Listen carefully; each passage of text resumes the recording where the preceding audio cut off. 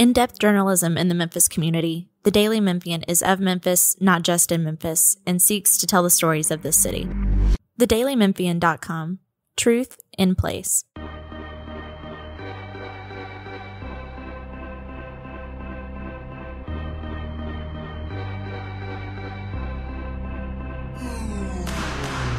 Welcome back to another edition of the Daily Memphian's Memphis Grizzlies podcast. This is your host, Grizzlies beat writer Drew Hill, joined as always by columnist Chris Herrington. The Grizzlies are off to a 2-1 start to the season, Chris. We haven't had the chance to talk since the regular season began. I would say there's been some good, there's been some very good, there's been some bad, and there's probably been a little bit of very bad to start the season. But 2-1 through the first 3 games, I think you're pretty happy with that if you're a Grizzlies fan, especially coming off the game on Saturday night, which was the home opener against the Orlando Magic, in which the Grizzlies made it interesting briefly, but for the most part took it to the Orlando Magic and played pretty awesome. It felt like a throwback with the jerseys and a throwback to the Grizzlies that everyone remembered before last season's disaster. So all in all, pretty happy. I think the state of the fan base, pretty good through the first 3 games. But what did you make of the week that was for the Grizzlies? Yeah, you get a split on the road, and then that opening night game was such a blast. It was at a minimum the most enjoyable Grizzlies game at FedEx Forum since Ja's return game at home against Indiana, which they won, which was also a blast last year. They also had the game against the Spurs with Wemby. And so, but this was an opening night. You had all the pageantry around that and all the expectation of the season. And so it'd been a long time since we'd had a game that fun, and that game just delivered. It was just, the only thing missing was like some gripping finish because they ran away with it a little bit, but it was just a blast. It was so much fun for everybody. And 2-1, 1 game above 500. Here's a little bit of trivia for you. I did a little research on this in case we were going to be writing about a loss Monday night or Saturday night. The best record in the Taylor Jenkins, Ja Morant Grizzlies history, the best record in the opening calendar month of a season ever. Any guesses here? For the whole month? Yeah, I mean, it's always a partial month, right? Because you start in mid-October. So you're talking about like 6, 7, 8 games. 6, 7 games. I would guess that the best they have been is 4-4. That's very close. 4-3 is the best opening month ever for a Taylor Jenkins coached Memphis Grizzlies team. It's the only time they were ever, I think that was the year they ended up winning 51 maybe. It was the only time they've ever had a winning record in the opening month. And Taylor Jenkins teams have a history of starting a little slow and then really picking up at like December, January. The 50-win seasons, both seasons, they got on a really good run and ran off like 10 or 11 in a row. In December, January. That's why they finished with the record they did, not because of their start. So I knew where you were. I knew the direction in which you were going there. The season that they won 56, they were 9-10 through 19 games of that season, and then they got rolling. And that's been a pattern. Taylor Jenkins teams have tended to start a little slow and then to pick up steam. And so I think, we'll see what 2-1 turns into, but it's set up for them with Chicago. As we're I don't know when you'll be listening, but we're talking on Monday, day of the Chicago game. Chicago, Brooklyn, Milwaukee doesn't look like world beaters. It's a pretty good setup. The games are compressed, but talent-wise, pretty good setup to get off to a good start. And the fact that they are, they've been missing guys. They're playing the super deep rotation. They're not playing heavy minutes for everybody. They're working in new systems and all this new stuff. And so it's sort of a recipe for a slow start with all of that. And so to be 2-1, I think, and to look the way they've looked is pretty good stuff. Yeah, we'll see who is available in these coming games. Ja and Jaren are questionable tonight. We record this on Monday afternoon. No. Jaren's not on the Conchar. Oh, sorry. It's Conchar and Ja are questionable. Jaren is not on the injured list anymore. That's correct. But I do take issue with one thing you just said. We didn't get a captivating end to the season opener. What are you talking about, Chris? We got the Yuki. We want Yuki from the fans. The fans got what they wanted. I'm torn between enjoying the Yuki moment and having a little trepidation about the Yuki moment. Why? You feel bad? I think it's fun in a game one. I think over time it could grow annoying to like the coaches who are trying to manage the game, and Yuki is trying to develop as a basketball player, and you want to be more than just like the victory cigar. And it was fun on opening night. I don't know if it happens 12 times in a row if it'll be as fun, you know? I remember the yelling for Junior Lofton experience. That's probably a very good sign, because if they're getting blown out, I don't think we're going to get "We Want Yuki." No, that's true. So if it happens 12 times in a row, I think the Grizzlies will be in pretty good shape. He is certainly well equipped to be the NBA version, to be the literal version of the victory cigar, right? Yeah, the human manifestation. Well, this happened a little bit with Boban for a little while, right? Right. Well, it happened with Junior Lofton, and I don't think it was good for Lofton that it became that. They were chanting that? I don't remember. Well, he became sort of like the guy fans were really wanting to get into the game in some of those situations. And I think that puts pressure on the player to like get on the floor and start shooting all the time, you know? Well, if there wasn't already enough pressure on Yuki, Ja said after the game that he told Yuki to go in there and shoot it. He didn't make a shot. Eventually, we'll get the first Yuki bucket in a real NBA game, but so far that has not happened quite yet. I think there's a lot to take away from these first few games, and we should talk about all of them.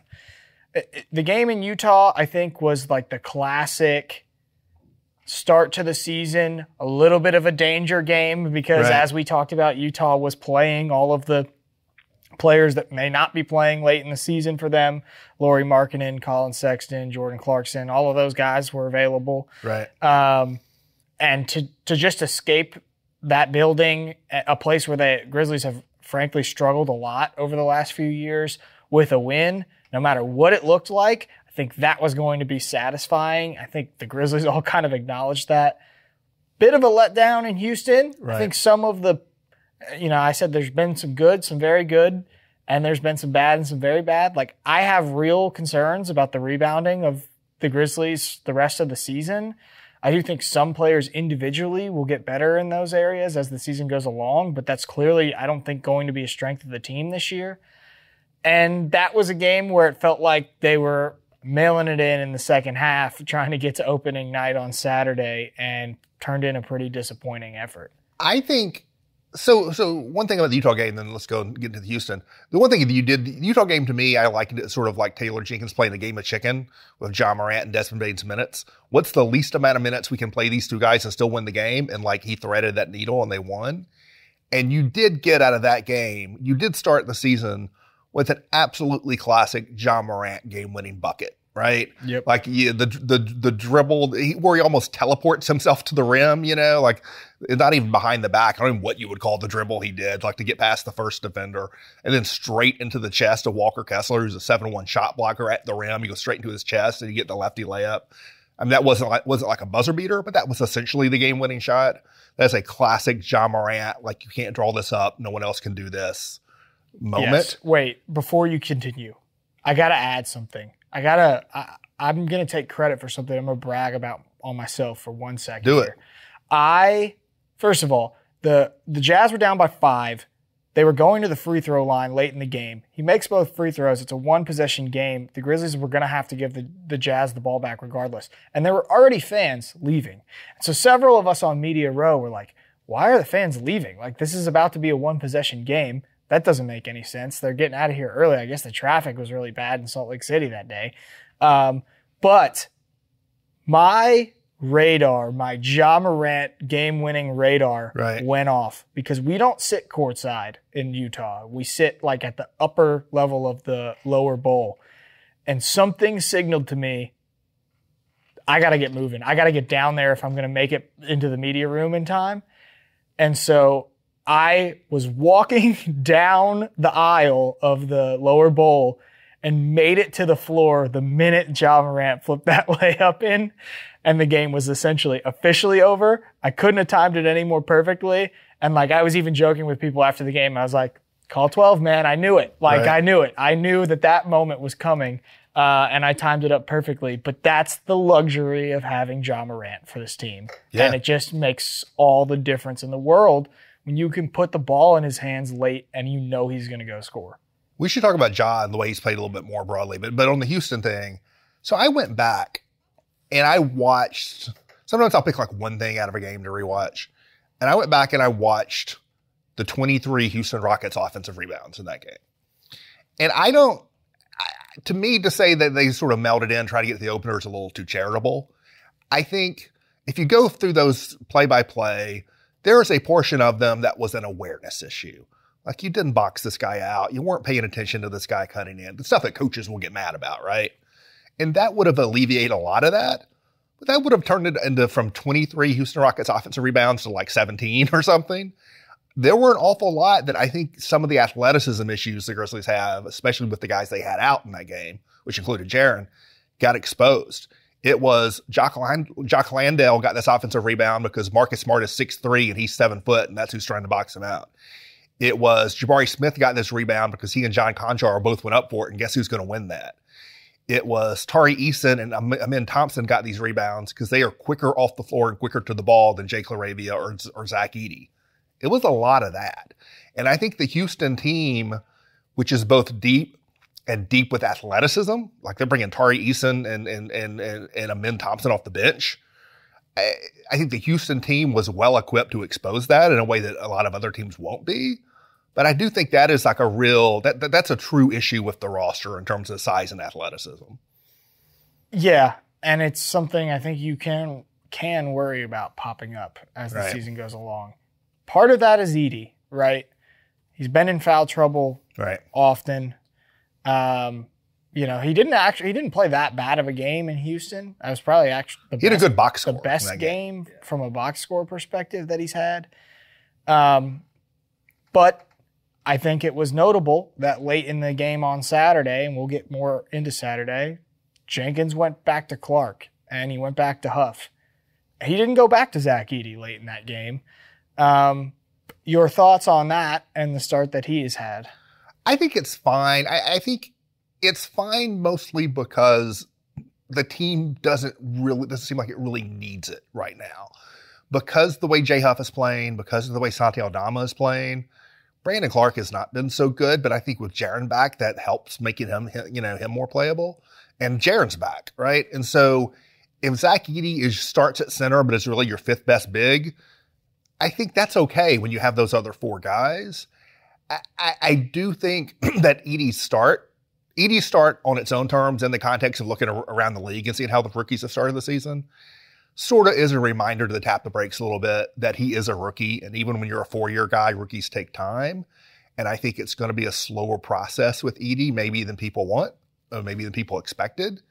I haven't seen anything that makes me think that, it's not going to work or whatever, like in a long-term sense, right? I think he has to, there's a lot of adjustment that needs to happen for him to the speed and style of the game relative to what he was used to in college. I think to some degree, some of the quickness issues will always plague him, but I don't see it as, I see it as this is going to take time, and it's okay if it takes time when they have all this other talent they can turn to. My question there on the Edey stuff is, especially with the fouls, is it a foot speed thing? Partly. I know, and it does seem to partly be.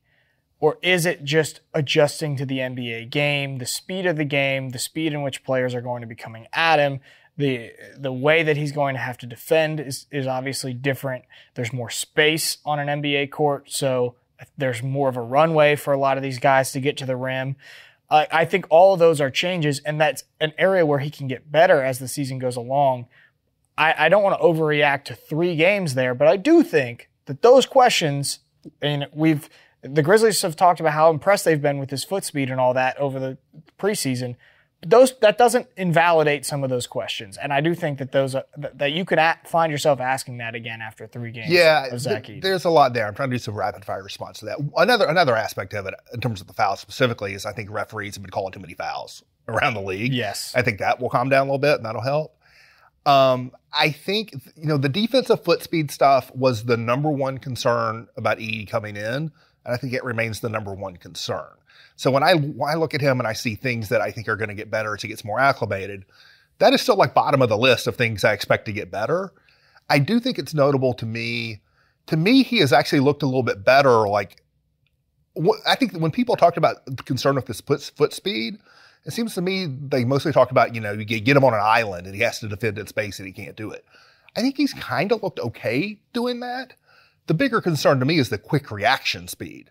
Like you got to rotate quick to the rim with a guy. It's not that you can settle and, it's that you have to make a quick reaction, get off the floor quick, move across the lane quick, that kind of stuff, I think may end up being his biggest problem. And so that may just continue being a problem, but I think he's going to settle down offensively. Like we haven't seen him do anything in the post. And I think to me, it's looked, the start of the regular season when he's got those opportunities, it's looked a little bit like the start of preseason. Where he was just trying to go too fast and wasn't comfortable. And so I think he will settle down in terms of his rhythm. He'll settle down mentally. I think they'll start using him more in terms of his screening, which I think has looked pretty effective. And I think things are going to improve over time, and some of the things are going to improve a lot. I think the foot speed thing may just always be a thing, and you have to hide that a little bit, and you have to scheme for it, and sometimes you have to set him on the bench and play somebody else, and that's just going to be the way it is. Yeah, it's the Steven Adams quandary. It's what happened in the playoffs against Minnesota. Most big centers who are not superstars, like, those decisions sometimes get made about what you're doing, right? Yep. But my concern isn't overly high. And I think, this wouldn't be the Daily Memphian Grizzlies podcast if we didn't talk about Ja Huff. Like, that guy has been a complete revelation through the first three games. I feel like he's a guy who has to be the whole name. People in the locker room talk about like nickname stuff, and I feel like it's like Ja Huff. Like, you can't say Jay. That just doesn't sound right. You gotta say Ja Huff. When someone asked Ja, like, what was your favorite play in the game? He said the Ja Huff's reverse dunk. Ja Huff. Yeah. It's only 2 syllables, man, and they go together. Yeah. I loved your note in the story. Well, first of all, I'm going to give you a little bit of credit. I don't know how you come up with some of this stuff that you come up with after the game. I was reading your column. I got home at like 1 a.m. after the season opener. Me and you both. And you're wired. You can't go to sleep immediately. Yeah, it's terrible. I fell asleep at 2 a.m. I think I woke up at 9:30 the next day. But I don't know how you make all these analogies and all this stuff live. Like, your brain must be a fascinating place. It really must be. I don't know how. It's a nice way to put it. You've got so much stuff, logged up there. It's unbelievable. But I just was mentioning that because I loved the note about the guy yelling J Huff in your column. Well, that was a gift, man. I didn't conjure that. There was literally a dude over my shoulder just yelling. It didn't happen from the beginning of the game. So J Huff comes in late first quarter, and it's like just an explosion of J Huffness going on, right? He hits a three. He gets the literally in the span of like 2 minutes. He hits the three. He gets the hoop and harm on the drive. He blocks the shot that turns into the Ja layup. And then in a sin against basketball, the referee calls a stupid offensive foul to wipe away what would have been this Ja to Huff dunk, right? And so it was after that this guy behind me, the rest of the game, not when he did something, but when the ball touched his hands, would just yell out, J Huff! I mean, pretty great. Yeah. He's become a quick favorite of the fans. Very quick. Here. He's this tall dude, and he's got the beard, and he's like, I can say this because I've been there. He's a balding a little bit on top, and he's been around a little bit.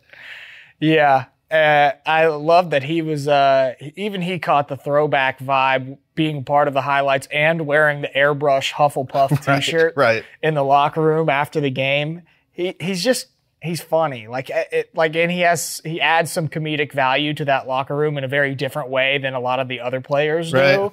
Ja's a little bit more of the brash humor. Right. And J Huff is more of like the reserved. Talk about brash humor. Though, stepping in and taking Santi's corner on the reverse dunks. Oh, I know. That's merciless. I think that it was Santi that said that Rudy Fernandez was like, he said that a couple years ago. That's where he picked the that originator, up from. Right? I wonder where J Huff gets the reverse jam. Ja goes backwards. Ja says backwards dunk. That's what he says. He doesn't go reverse. Backwards dunk. But yeah, that has been really fun, and for example, to give you a taste of like what J Huff is like to talk to, he got asked about the fans chanting to get Yuki in the game late. And he said, for a minute there, I really considered just going to Yuki and saying, go check in the game. Right. And then he goes, and then I realized maybe Taylor Jenkins wouldn't be too happy with me if I did that. But Jay Huff has been awesome. It's been a blast to watch him play, and I don't think anybody really would have seen it coming. I remember Jay Huff at Virginia, and Virginia plays probably the most boring style of basketball that you could ever imagine. So for him to step into the Grizzlies and be this highlight machine right away is great. So Jay Huff is on a 2-way contract. A different fan behind me, I didn't put this in the column, a different fan behind me earlier in the game took to yelling, 2-way Jay. Don't get used to that phrase, by the way. Yeah. I'm going to set the over-under. Over-under on a number of games. I'm not talking about photo shoots on media day for the Memphis Hustle. Games Jay Huff plays in a Memphis Hustle uniform. I'm setting the over-under at 1.5. I think this all depends on if Jay Huff gets hurt. He basically has to have some rehab games with the Hustle? Yes. Is that what you're saying? Okay. Oh, and I don't want to say Jay Huff is going to get hurt. I'm going to set that aside. I'm going to take that out of the equation. Number of non-rehab Jay Huff Memphis Hustle games. 1.5 is the over-under. I'm taking the under. Under on that. Don't insult Jay Huff by putting him in a Memphis Hustle uniform. Yeah. He's been, one-time G League Defensive Player of the Year, Jay Huff. Deep in the past. He's beyond all that now. Yeah. It's pretty amazing. And the Grizzlies, by the way, really savvy move to get him on the roster. Two-way guy with the Denver Nuggets last season. Yes. Have you seen the Denver Nuggets bench on their actual roster? What are we doing? Yeah, they made a mistake. But no, so the Grizzlies, so a little quick backstory on Jay Huff. So I wrote, you could probably, if you read it already, it would have been last week. But I wrote about the coaching staff and Noah LaRoche and all those changes. And I wrote specifically about this style of offense that the Grizzlies essentially borrowed from D3. And it doesn't mean that that's the style of offense that they're running, but it's like a tool that they do go to and use during the games. And one person, and I think he was a personnel evaluator or developer or something like that, some sort of non-assistant coaching role at Virginia, there was a guy named Johnny Carpenter who was also familiar with that system. Right. Well, the Grizzlies this offseason, prior to signing Jay Huff, went and hired Johnny Carpenter, who worked with Jay Huff at Virginia, and by the way, also was working out Jay Huff throughout like the offseason, including this offseason before Jay Huff killed it at Summer League with the Magic's Summer League team. So very smart move by the Grizzlies in order to get Jay Huff in a Grizzlies uniform, because had they not done that, there were multiple teams that were interested in Jay Huff's services this year, and I think he had several different two-way contract opportunities that were presented to him. At least he made it sound that way without saying it specifically. And the Grizzlies hiring Johnny Carpenter was a very smart move because it very quickly convinced Jay Huff to be a Grizzly. Well, and I think this is a subtle reason why – this is part of the reason why he's been so good, I think, is that – yes, he's a big man who can shoot the three legitimately. And he's a big man who can be a defensive presence at the rim legitimately, and like having those two things in one player is something every team in the league wants. And so what are we doing here? Why hasn't he been on a roster? But in addition to that, he's been really good in the cutting and passing aspects of this offense. He's really good at it. And I think part of that comes from having played some similar kind of style at Virginia. Yeah, not exactly, but Virginia used some of those concepts, right? And the shot profiles, like the type of shots that he was getting at Virginia, are similar to the type of shots created in this style of offense. So right. I think all of that sort of has played to his favor. We can get more into the coaching stuff, and I do want to talk about the other revelation. Yeah, that was a great piece you did on the eve of the season, or I guess right after the start of the season. Yes, right? But first, let's take a break for a message from our sponsor. Want to make a big impact without getting lost in a big system? Join Youth Villages to be a force for families while becoming part of one. Help make positive changes on a national scale, one community at a time. It takes a family to transform lives. Start with yours. Apply now at youthvillages.org/careers. Yeah, as we mentioned, we can talk a little bit more about the offense, but another guy that's looked really good in this offense, who had a little bit of familiarity with this type of offense without it being specific, Santi Aldama. who was the story of opening night. I mean, it was Ja Morant back on the court for the Grizzlies, and he did score the game-winning bucket. And I thought it was impressive that Santi played so well that he was clearly the focus after the game of not only by his coaches but by his teammates, who everyone wanted to go point out, oh, by the way, that guy, he might have a breakout year because we've been seeing this all preseason.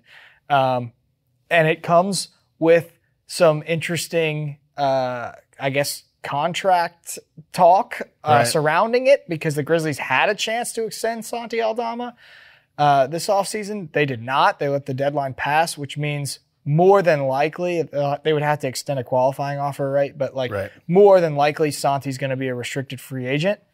This guy very quickly is making a case, if he can keep this up, to be paid very handsomely this offseason. I'm pretty optimistic about it. And there have been times before where I felt like, oh, is Santi about to turn the corner? There was a time last season when I felt that way, and I wrote a little thing about it. I actually compared him to Lauri Markkanen, who was putting up similar numbers at a similar stage of his career and then took off after that.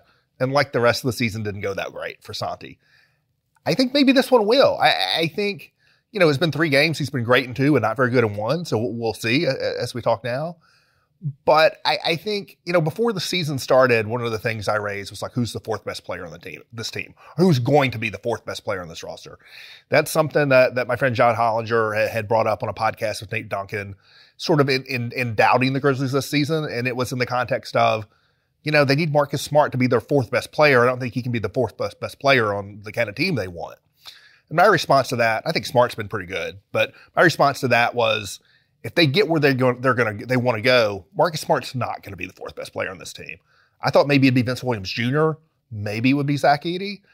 I think Santi Aldama has filed an application for that title right now. I love watching him play offense because there's a level of unpredictability that exists in his game. The shooting has always it's interesting. He's got handle, pass, shoot skills as a 7-footer. He's got them all. Yeah. And when you hear his teammates talk about him, like Santi, it's night and day from where he was when he was a rookie. When he was a rookie, he struggled the whole year and played essentially the entire year in the G League. A lot of people thought he was a bust. Then he came back. Jaren missed the start of the season after a big summer league and started to prove to himself that he belonged, I think, at the NBA level.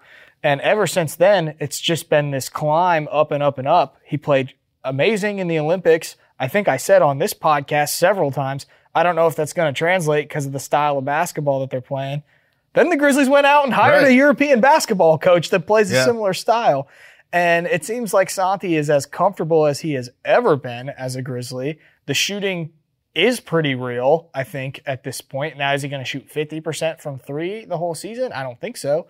But he could easily shoot better than 33%, I think, which I think was his career average coming into this year. No, he should be in the mid to high 30s. Yeah, and if he does that, he's going to be an extremely useful piece for this team. I mean, defense still has to come along for him. Right. The rebounding still can be better, but offensively, it is so critical that they have a guy like that. We talked about it. Like Jaren, we thought was going to play insane minutes this year, which doesn't look like that's going to happen based on Taylor Jenkins' rotation comments. But because of what he can do, because of his ability to stretch the floor and play with several different guys, well, guess what? Santi's showing he can do a little bit of that too. And that is a very important piece for Memphis this year. Yeah, no, and I'll be interested to see if this continues, and now Jaren's back. It's only been 1 game with both of them. I'll be interested to see how much we get Jaren and Santi together. In fact, we got Jaren and Santi and Brandon Clark. Having Jaren back allows to experiment with Santi at the 3, which I think is quite interesting. It requires, I think, Jaren to do that effectively. But we don't have a big sample of Jaren Santi together as the 2 bigs, because Santi didn't play his rookie season, and then the Jaren injuries and what have you. And then the whole roster was a mess last year. So to the degree there's a sample from last season, I don't even care, because the team was such a mess. To me, it doesn't mean much. Is Jaren Santi going to become, they're starting Zach Edey. A lot of people assume you close games with Brandon Clark.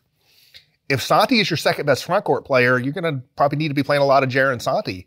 And that could be awesome offensively. Is that really going to kill you on the boards? It's going to be interesting to see. Yeah. Well, if you can put Vince in there with him, if somebody that can rebound at a better rate, you feel better about that.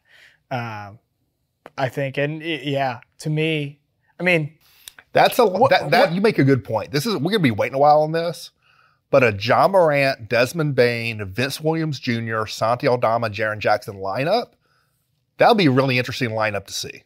Yes, it will be. You've got me on the lineup. The two best all-around defensive players, I think, with 5-out stuff and lots of playmaking. That's a pretty interesting lineup. My favorite lineup that Jenkins used in the Orlando game, didn't use it for very long. I'm not saying this is the best lineup. I'm just saying it's my favorite from a viewer perspective lineup was Ja and Bane in there with Santi, Jaren Jackson, and Brandon Clark, with Santi playing the 3. Yeah. That is a highlight waiting to happen when you put those 5 guys on the floor. And then immediately we had the back-to-back Ja to Santi oops. Right. Alley-oop exchanges. And I love that. And I want them to try that more because I think that that's going to be an incredibly exciting brand of basketball to watch if they use that. But so one more thing on Santi before we move on.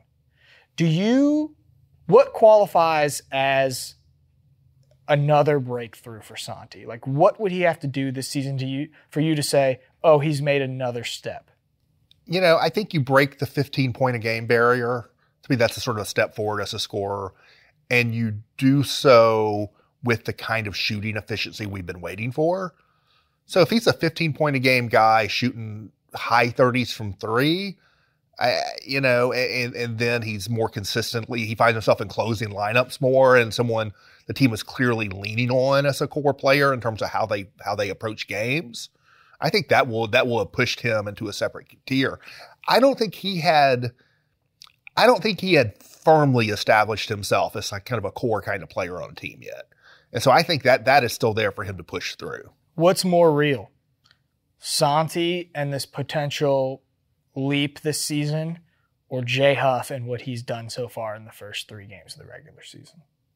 I mean, I think they're both pretty real, but I would say the Santi thing. Santi's younger. Santi's like, 4 years younger or something like that? Santi is still incredibly young. Yeah. You forget how young. There was a thing going around on Twitter that he's like he's basically the same age as Dalton Connect or whatever, It's crazy. He's 23. Recently he's turned 20. I think the J Huff stuff is real, but it's real at a level. Like, I don't know what he's shooting from 3 through 3 games. It's like 55% or whatever. He's not going to shoot 55% from 3, but he's a real 3-point shooter, He's averaging 13 points a game. I don't think he's going to average 13 points a game. But I think in terms of what he can give the team on the floor, I think it's totally real in terms of the roles he can play and being effective. But I think Santi, if, like I said, there's an open candidacy for 4th best player in this roster. And Santi Aldama could absolutely be that guy. Yeah. No, I would agree. And to me, he's been the best player relative to expectations on the team so far this season. I mean, everybody knew Ja was going to be good. Well, I think we'll go back to the summer. There was some concern of is Santi going to get sort of pushed out? You got. There's a reason they didn't extend him. You got Brandon Clark coming back. You got Zach Edey coming in. You got Gigi Jackson and Jake LaRavia behind you. There's lots of other places you can go. Is he going to get squeezed? And if he's playing like this, he's not going to get squeezed. Well, I think we already talked about Vince, but there's another real question on the horizon here, which is, what do you do when Gigi's available?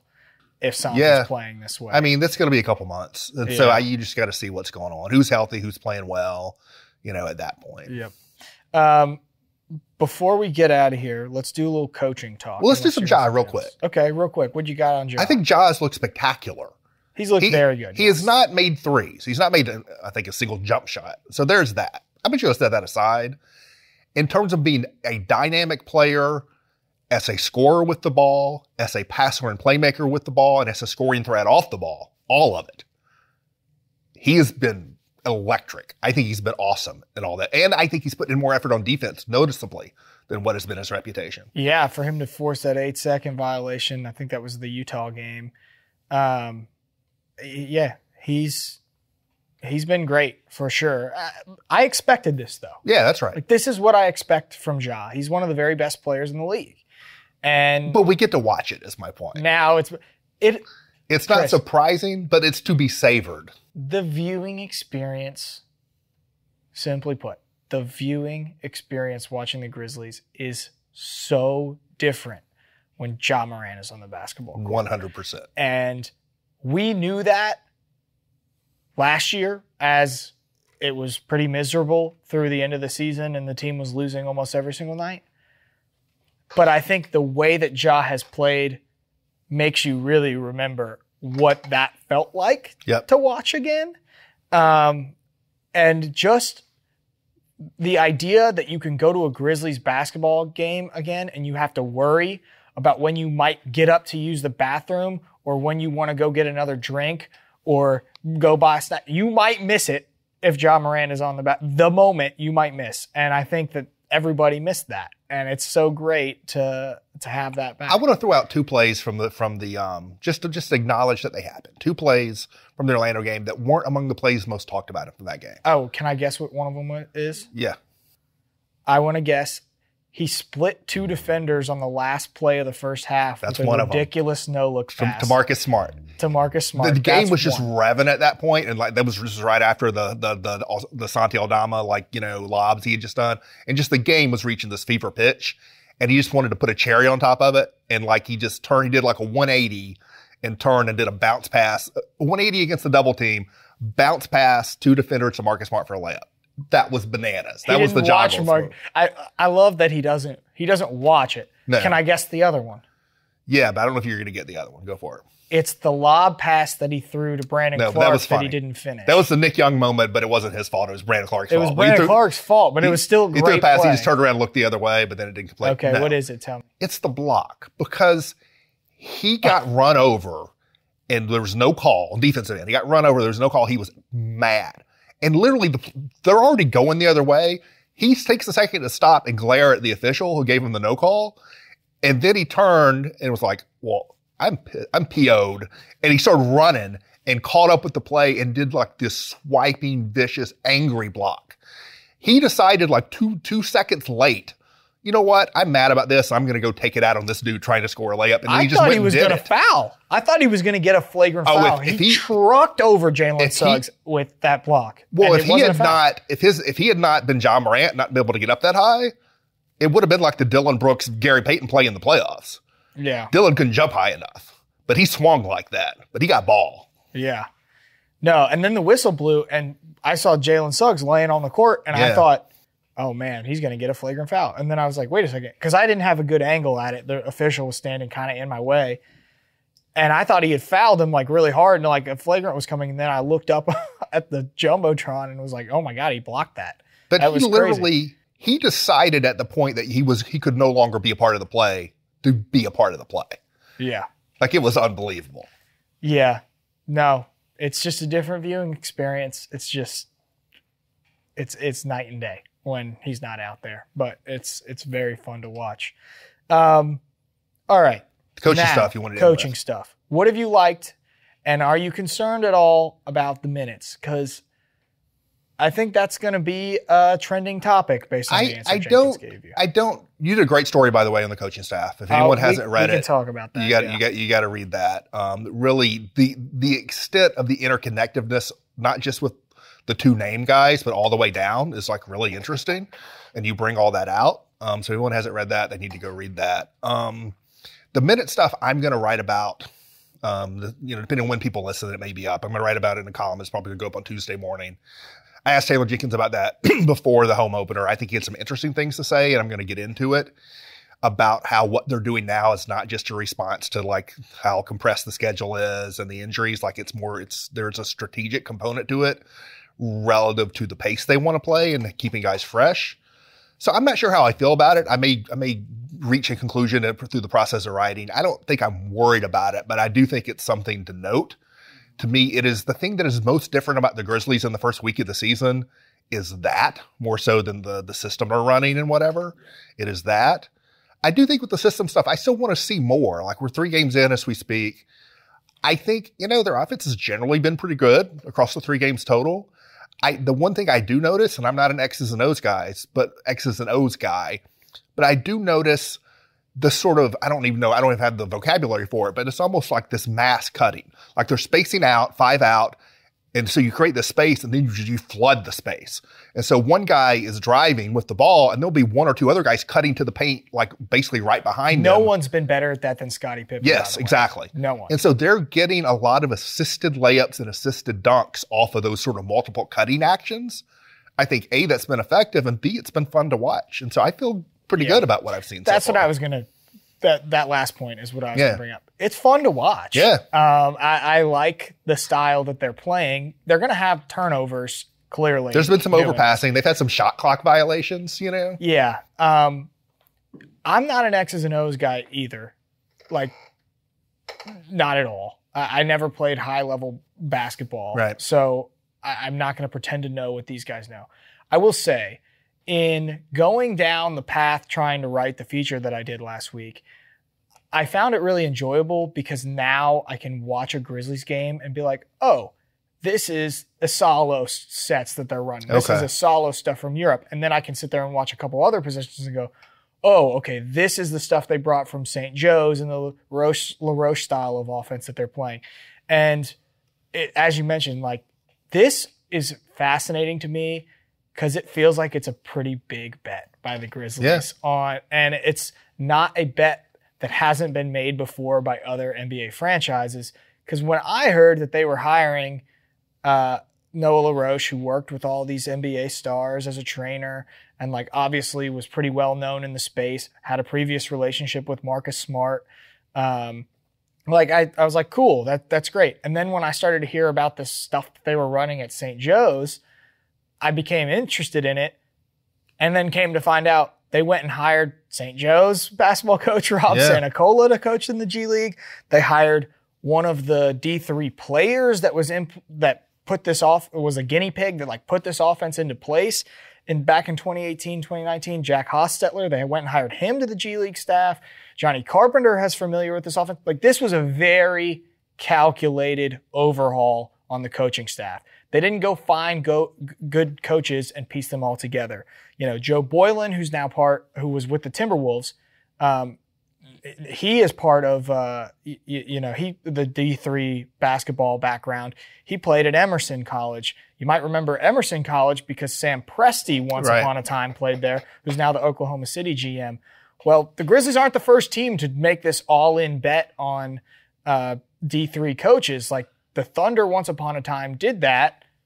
They had 5 guys in NBA front offices, within the next 4 years after they had hired Sam Presti, who obviously deserves a lot of credit for building a very good team. So it's fascinating that they were willing to do that as part of the process. I talked to somebody that wrote a book about D3 coaches making it to the pros. That stuff is interesting. And I had no idea that so many of these guys come from such a small college background and then make it big in the NBA. The Boston Celtics somehow have a fairly high-level front office guy who went to the D3 college I went to after me. But I would never have guessed that somebody from McAllister would end up in an NBA front office, in a basketball capacity. It's crazy. Like, when I talked to Ben Kaplan, who co-authored this book, it's called Pipeline to the Pros. It's linked in the story if you want to read it. I just found he played Division III basketball too. I found it all so interesting because they're saying NBA teams become interested in these coaches a lot of times, sometimes just based on shot profiles alone. They'll just look at the team shot profiles and say, wow, we need those kinds of shots. Let's go hire that person and run their system. Sometimes it's that simple. Other times, there's a lot of different connections. And what a lot of teams have come to find out is at the D3 level, there's not talent and there's not size. And these coaches have to manufacture how to score points. And with relatively low stakes, you can kind of try whatever you want to try. And sometimes that results in teams finding really potent ways to score, even at the D3 level. And I think you're seeing that translate to the NBA. That was super cool. And it's even more cool to watch it in action now and kind of have a little bit of an understanding of why they're doing some of the things that they're doing, and why the Grizzlies made that big bet this offseason. And it felt like it came at a critical time too, right? Yeah. Jenkins is in his 6th season. The pressure's on for him to perform well this year. I think that's pretty fair to say. And for him to go out and bet on player development and playing this style doesn't come without risk. And so for him to do that, I think was impressive.